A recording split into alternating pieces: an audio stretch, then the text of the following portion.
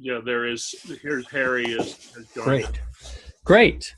Well, welcome everyone. If you're seeing this recorded, today we took some time to get some sharing. We just decided to do this through Zoom today so that people have a chance to share what it is that they're getting. Today is day 15 of our Advent Book Club. I just love that name, John, that you came up with. It's fun. The time, it's snowing outside right now, and so I have this whole mood of now the season is finally here, and it looks like it's actually accumulating like about an inch of snow here in Washington D.C. So, but they had 7 inches yesterday in Corpus Christi, Texas. Just so you know. and that's not a place where they know what to do with ever 7 inches of snow. That's bizarre. Yes, really. Well, so we're going to be. I'm going to share a couple of things, but my real purpose in doing it this way today is just to give people an opportunity to share with us. And somebody else has joined, and I only see a 941 phone number. So if you're in. I see Harry and a 941 number, and you can announce yourself, folks. I think you're unmuted, and you can speak up and share. What we're inviting people to share is just anything that you've gotten from the last couple of weeks of sessions that we've had.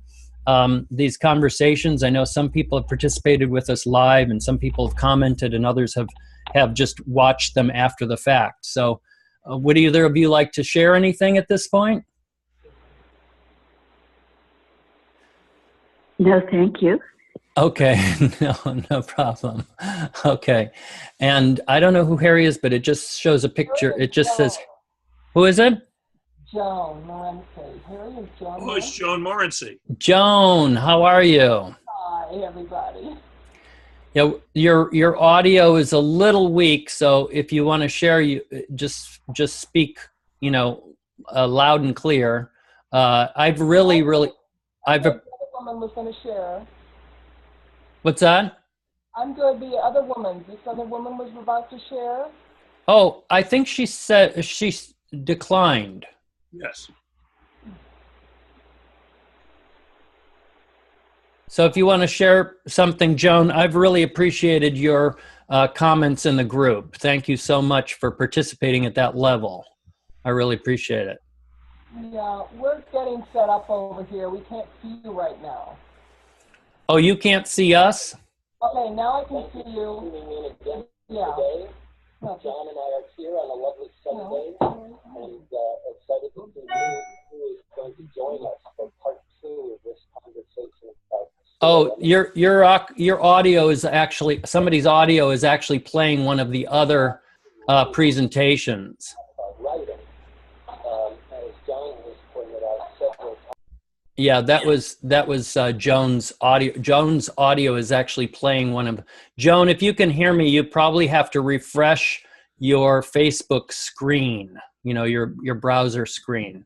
Jan has joined us. Jan, thank you so much. You're another one who's been participating so much, and I so appreciate it. I can see you, but I'm not sure if we can hear you. But I set it up this way so that people would have the opportunity to chime in and share specifically, what it is that you're getting, what's spoken to you, what you're noticing. Okay, can you hear me? Yeah, now we can hear you perfectly, and we can see you too. All righty. And would you like to share with us what you've been getting? Hand down. Jan is wearing her pajamas. Oh. You're not supposed to tell. I recognize those. I just barely made it. Well, it's delightful to have you. We decided this today just to do a little different format so that people would have a chance to share, because we're right at the halfway point. And it's great because people are sharing in the, little bits and pieces in the chat area. But I thought I'd give everybody a chance to just, let John and I know specifically what your, insights have been, openings, anything like that. Do you want to share something, Jan? I will. So on yesterday's journaling topic, which was noticing what we resist, what came up for me when I started to journal about that was that it felt like measuring for what I don't want rather than for what I want. And then it occurred to me that it brought me back to the original discussion on balance. Yeah. That that you can shine a light on the things that are interfering with your process, the things that have you stuck. But what you don't want to do is crawl in the hole where they are, because you can get stuck in there and, go around and around and around and make no progress and gain nothing from the experience. But if you blast light at them and look at them in the light of day, then you're in a position to catch and release. Oh, And that's great. that's what I was thinking about this morning. So you just put about 7 distinctions together. Very good job. Yeah, that's wonderful. That's just terrific. I'm going to have to get this transcribed because I think you said some things better than I've said them so far. So that's great.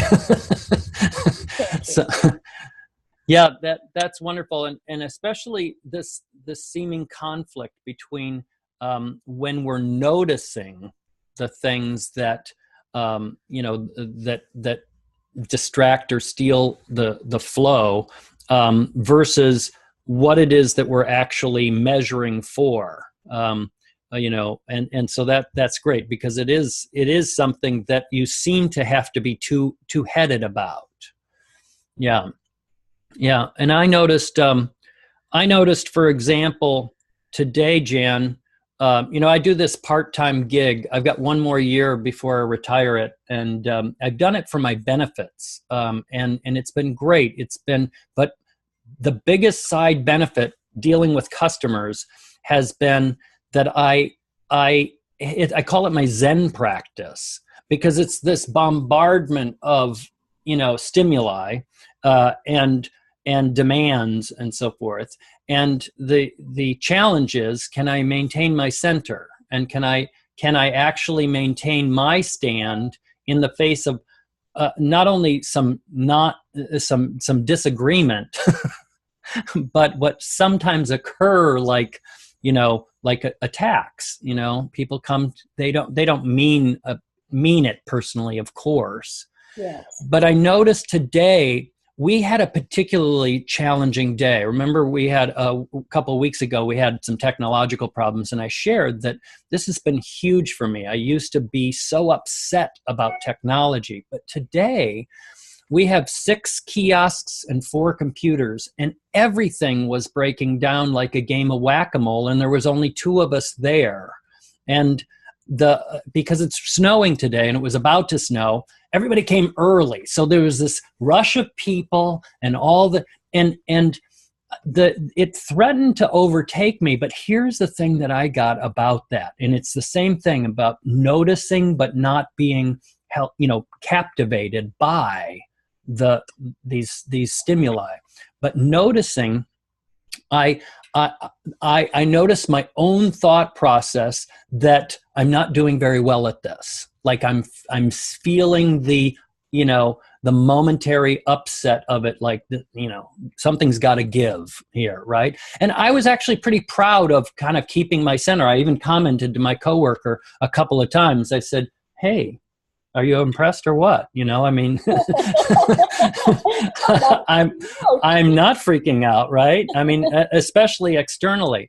But it was like this overwhelm, and it was like, it was as though if it was a personality, it was saying, "Oh no, let me try a little harder here," and then something else would happen. It was actually almost comical, except that it was actually chipping away for a moment at my kind of, center about it. And then I had this insight of, it's really just it's not a matter of it's not like invalidating, because I have taken such ground in it, But in everything like this, we build a capacity. I can balance on a bicycle now. I can even ride a unicycle now, but I don't have the capacity to balance two bowling balls on either side of me yet while I'm on the unicycle, right? And so instead of invalidating, it's just like, you know, how much can I hold? It's like, and because of the shift into seeing it as an expanding of capacity, I had freedom again around it. And I kind of sort of started giggling about it again, you know, and a couple of people came up and they were upset, and it became a challenge for me to like, see if I could win them over to a space of joy, you know, if I could enroll them in it, you know, whereas had I, you know, a few years ago, I think I would have walked off the job. I mean, not permanently, but I would have like gone and hidden somewhere temporarily, right? So it's about building a capacity, and that is tricky, you know, that you know, attention but not focus on those things. I've got your mantra, Max. What is it? It's charge tickets, carry baggage. Chop wood, carry water. I love it. Charge tickets, carry baggage. Oh, it is so true. It is so true. Yeah. Well, the other thing that I was noticing this morning is that it seems to all be paradox.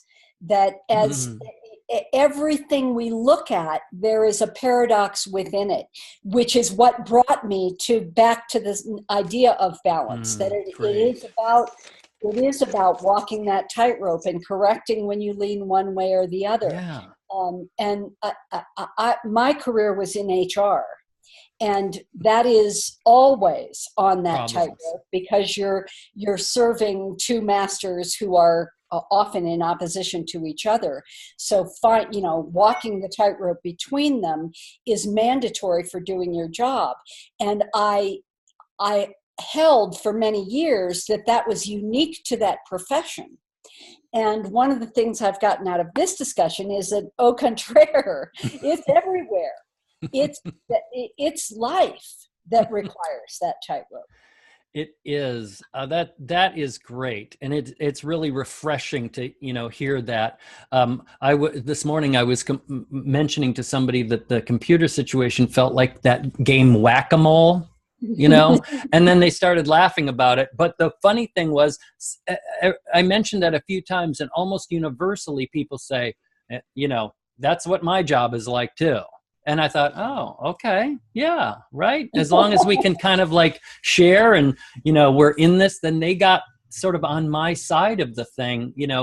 We were on the same side looking at the situation, and we could be light about it, and we could be related again, Yeah, so that's really, thank you so much for sharing that, Jen. It's really, really great. So I'm going to, I'm going to unmute the audio here. Joan, are you still on? Did you want to share? I'm here. Can you hear me? Yeah, we can hear you. It's a little tough, but just speak as loud as you can. Come closer to the mic. Oh, to the mic. Huh. Well, I'm at Harry's computer, who's my roommate, so I'm not quite sure. Okay. Where the mic is. But we can hear you. We can hear you. Okay. So, yeah, I share every day. I am a writer, as I've stated earlier, and it's everything you're saying, everything you've been sharing has so empowered my life. I've been in beyond a funk, I would say, for some time, for several years, due to an auto accident several years back. And so just your entire conversation about joy, and it's like reclaiming joy and being present to joy as vitality has rejuvenated me. I mean, I have diabetes type 2, and I was taking naps like way too often. My doctors were concerned and, wanting to put me on insulin instead of the pills and whatnot. And then I literally get into your Advent book club, and the naps have stopped. They stopped immediately. They stopped like that very day. Wow, that's awesome. So, and so I can't, it's hard for me to express the value of this. Mm. And I'm not really a shy person, but in these instances, I'm not really, I don't have much experience in public speaking, let's put it that way. And I can't tell you how valuable this has been for me in my writing, in my life, breakthroughs with potential investors with my writing, also to support is showing up. And I'm more present to creating and being intentional every day and producing results every day, and not living in some future out there that I intend will happen that hasn't been happening for, 6-7 years type of phenomenon that I placed myself, I guess. And it's like you broke up a pattern and a behavior literally the first day of the Advent Book Club. Mm. Mm. So, Thank you. Yeah, it's like miraculous. Like in the world of miracles, that's where you exist for me. Mm. Wow, thank you. Joan, there's first of all, you brought yourself to it. There actually is a whole theory around learning that starts with that great learning starts with great anticipation. So you really prepared yourself for that. And it's in 3 phases, like a 3-act play, Joan. Anticipation, so great anticipation. And then the energy moves into a great surprise. And you set yourself up for big prizes. And then having done that, learning and great learning precipitates out of that. So if you go to the back end, you look at it, you go, wow, I got a lot of learning out of that. But if you go in front of that, you'll see that you went through a phase where you were surprised over and over again. And if you really look at the source of it, Joan, it's what you brought, which was your anticipation. Thank you. Thank you for distinguishing that, John. Thank you. You're very welcome, dear.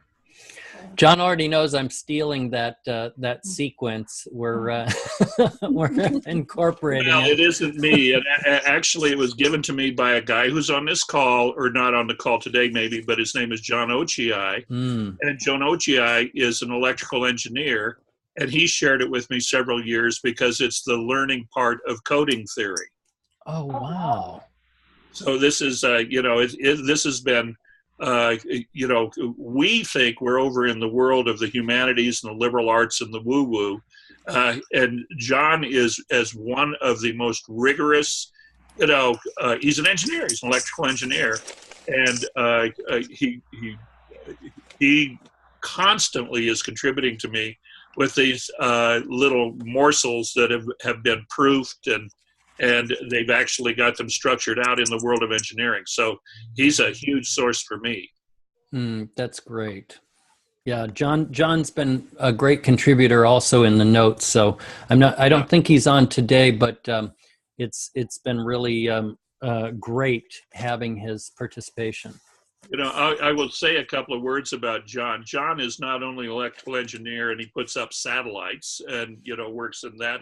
So he really literally is a rocket scientist, but he also is a 4th degree Aikido, and he's a wonderful writer himself.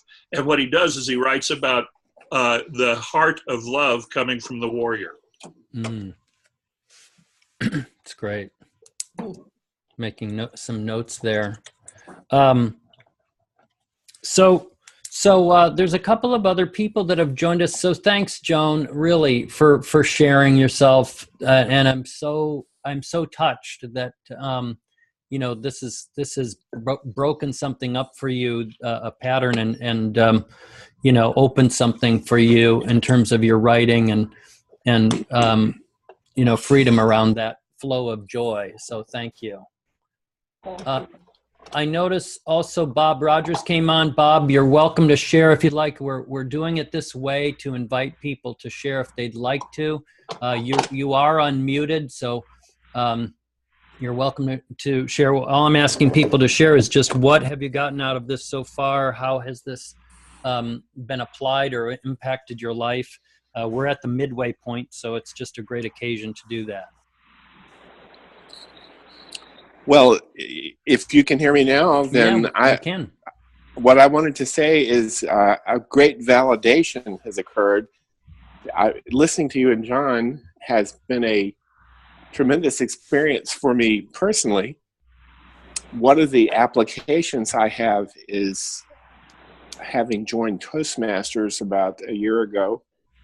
I found that it's really easy to come up with material for your projects by telling stories. Mm-hmm. And so much of what you have said really correlates with when I have been most successful and most useful to others with my stories. Mm-hmm.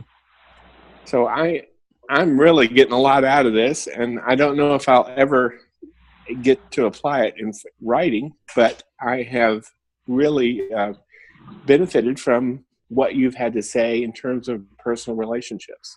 Oh, great. Thanks, Bob. I really appreciate that. I have to say, I'm very, very inspired by 3 words that Bob said in particular, which is useful to others. Mm. Now, Yeah. Bob, you're my new best friend. Wow, that is an honor. Thank you. Bob's a friend from Orlando. We were in a community together in down in Orlando when I lived in Orlando, worked at Disney. So yes, thanks, Bob. It's really been delightful to see your comments and things that you've shared. It's very, very encouraging too. So thank you. And I encourage everyone to continue to make notes and comment and share yourself in the notes as much as you'd like to. Yeah, and I would say that a natural for your journaling assignment for today would be something along the line of, what have I gotten out of this process so far? That would be great. Along those lines. Yeah. It's great to take moments and really reflect. It's not that the value hasn't shown up for you. It's just that the reflection actually makes us more conscious and aware of the results that we're producing and what it is that we're actually seeing happen. And it gives us a sense of accomplishment to actually even just write it down and say, look, this is what I'm saying. Yeah. The acknowledgement. Absolutely. Yeah. Good idea to, when you're writing, to stop every once in a while and smell the ink. Yeah. Stop and smell the ink. That's right. The sound of paper and the smell of ink. There's a sound of paper is one of Julia Cameron's books on writing. So Matt, if I could interrupt for just 1 second, I have a proposal for the 2 of you. Yes. I would suggest that you create a New Year's book club and switch roles. Well, so you facilitate the writing of John's book. That actually, I think that's already in the works. All right.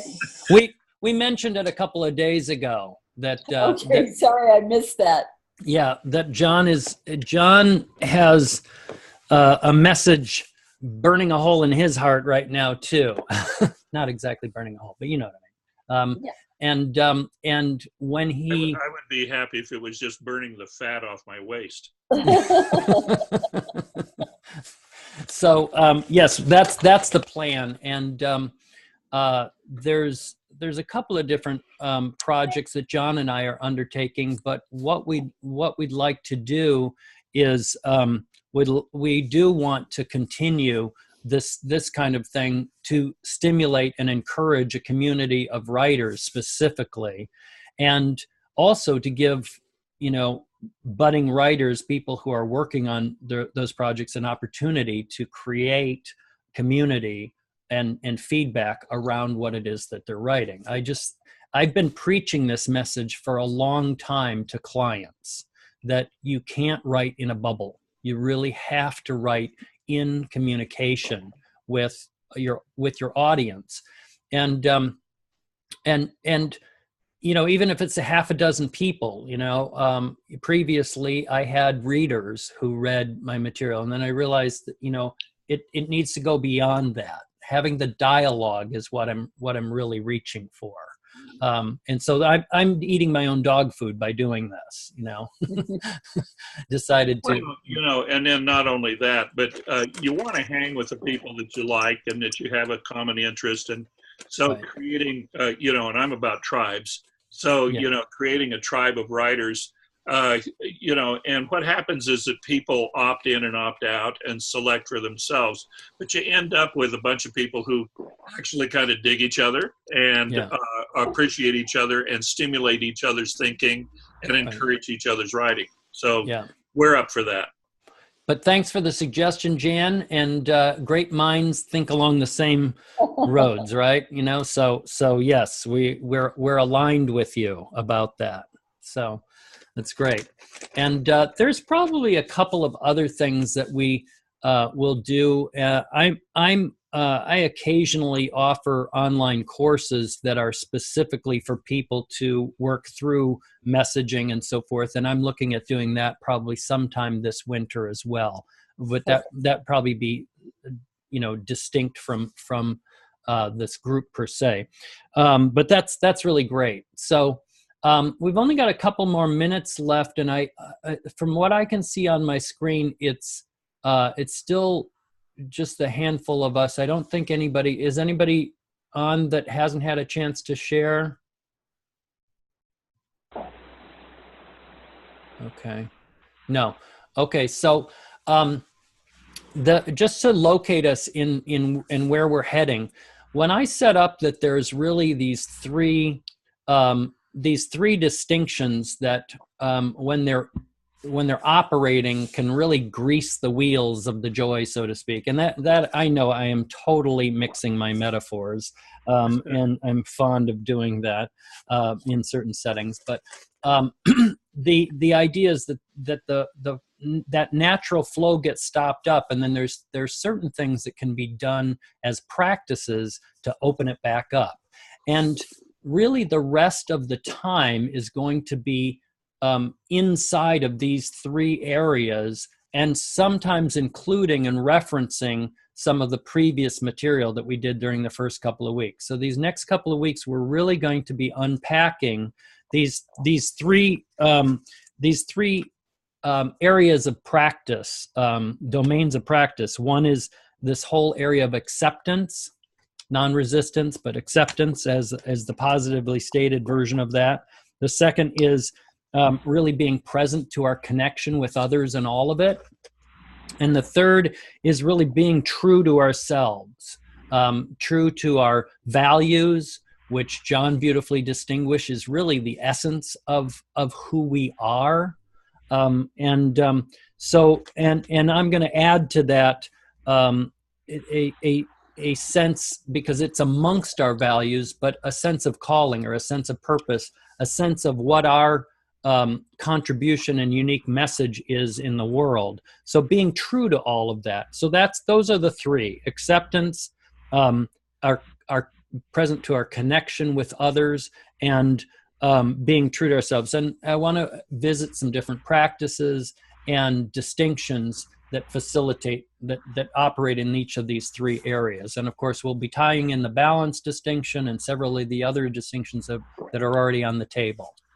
So that's how this is likely to go over the next couple of weeks. And tomorrow, I'm going to share with you.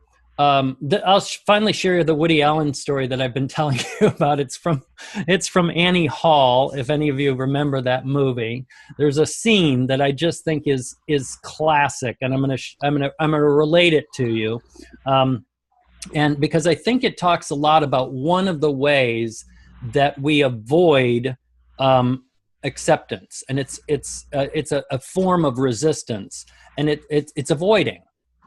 Just the topic of avoiding, some of us avoid, intimacy. Some of us avoid a sense of that sense of purpose. We just keep pushing it off. And tomorrow I'm going to talk about that, and I specifically share this hilarious story from Annie Hall that I think expresses that pretty brilliantly.